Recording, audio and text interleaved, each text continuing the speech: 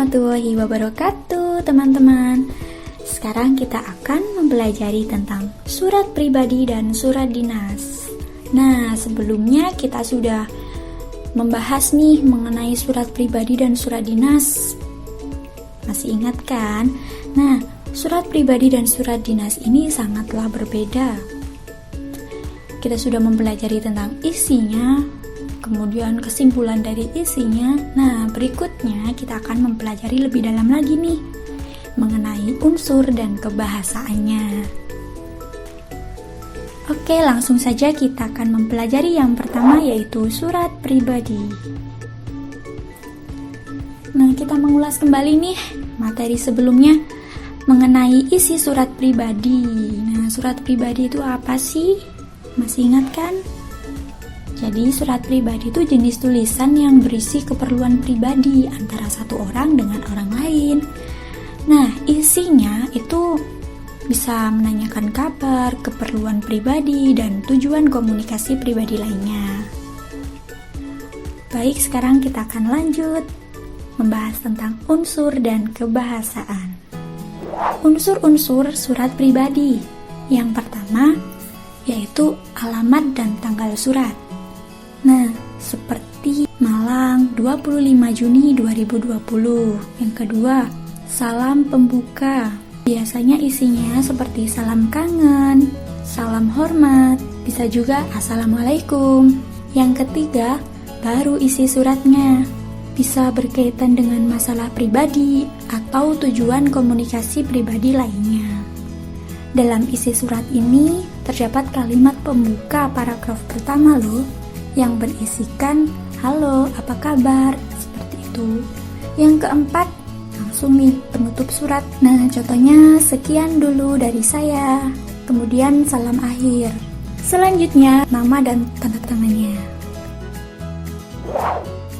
Nah, ini adalah contoh surat pribadi dari seorang anak kepada kedua orang tuanya. Diambil dari ruang guru.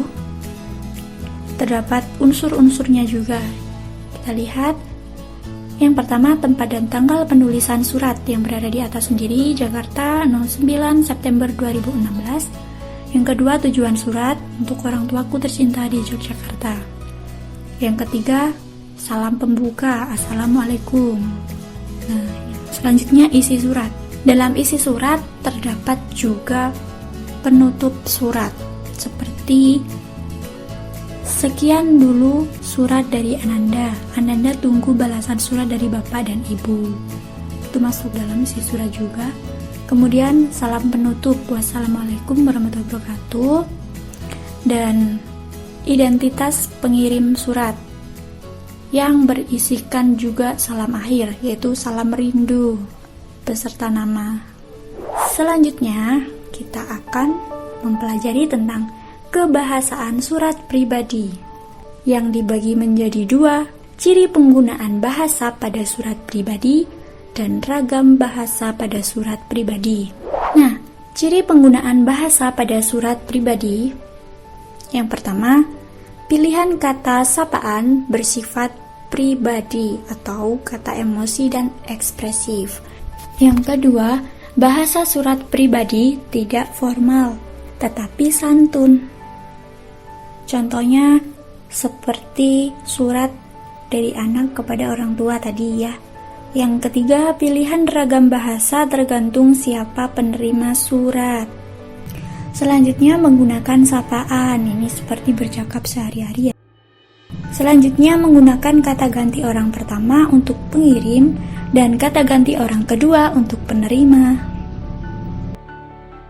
Selanjutnya, ragam bahasa pada surat pribadi. Yang pertama, bahasa Indonesia baku. Bahasa Indonesia baku di sini berbeda dengan surat dinas.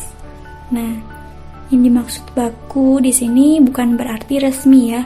Jadi seperti sopan, tetapi tidak formal, seperti itu. Yang kedua, bahasa Indonesia ragam informal.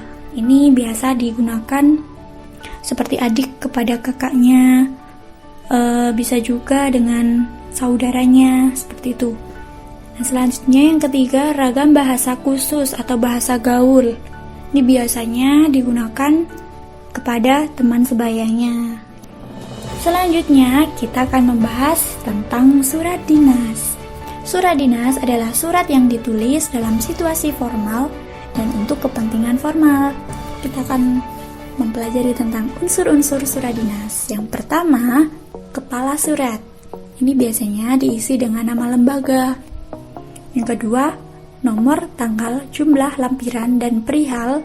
Ini berisi inti atau tujuan surat. Yang ketiga, alamat. Contohnya, yang terhormat di tempat.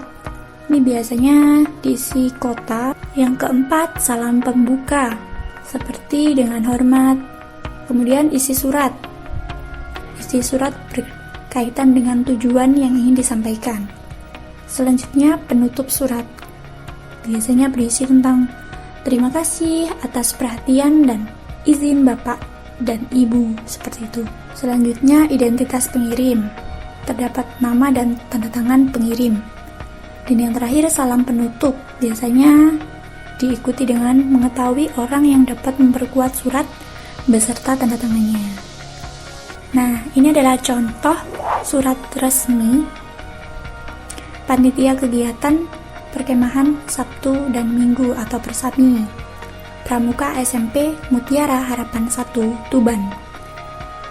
Ini diambil dari ruang guru juga. Terdapat juga unsur-unsur dalam surat.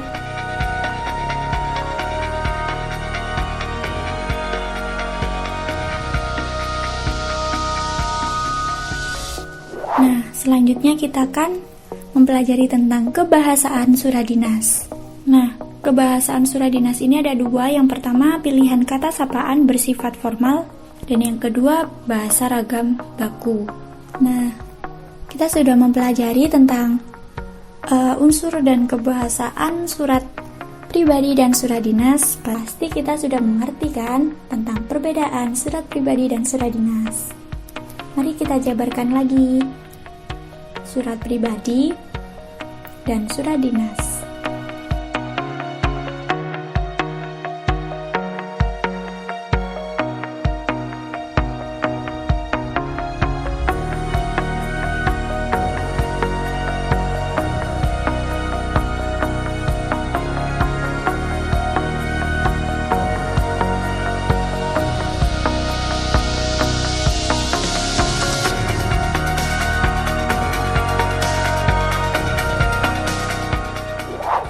Bagaimana teman-teman? Sudah paham kan mengenai unsur dan kebahasaan surat pribadi dan surat dinas? Kalau begitu, sekarang saatnya kita berlatih. Silakan kalian berlatih menulis surat pribadi dan surat dinas. Semangat! Wassalamualaikum warahmatullahi wabarakatuh.